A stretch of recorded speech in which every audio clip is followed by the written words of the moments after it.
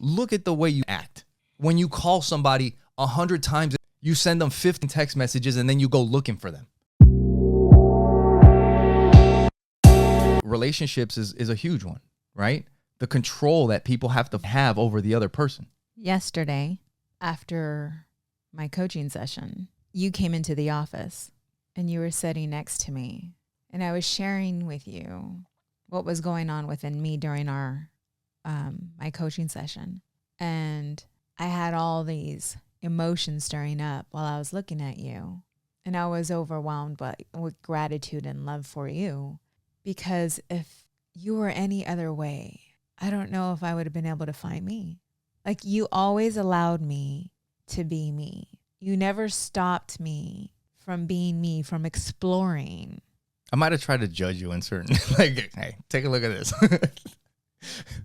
Well, that was when I was very, religious. When I was going down that, you tried to. You can't. I think you look at it that way because I do that to this day. But overall, you've allowed me to find me. And I started sharing this with you. And I thanked you for allowing me to be me. Because there are many husbands out there that try to control the situation because of their own fear or lack that they hold within. You can't do this. You can't do that. Yeah. And you've never, ever stopped me from being me. And I thank you for that. You're welcome, babe. I mean, I feel that for everybody. I feel everybody should be allowed to be who they want to be. Yeah. And I wasn't always that for you, though, because of my own insecurity. Yeah. Right? And you never knew that because it's something that held within. We had this conversation upstairs when you wanted to, it was something you wanted to start, I think, your fighting podcast. And the first thing that came into my heart was, but what about the time? But what about me? What about the time? What about our time? What about, that's the first thing that came to me. Yeah. And I recognized that and I realized that. And when I had to have an internal conversation, where is this coming from? And that was part of my healing journey. Yeah. But when I realized that, that's when I woke up. Yeah. And allowed me to see what was going on within. And when that took place, it was released and I was able to be. But it had nothing to do with you. It had to do with the insecurity that lied within me. Yeah. And you had no idea until I brought this to you. I was honest with you and I shared this with you and I apologized to you and you never even saw it because of who you are.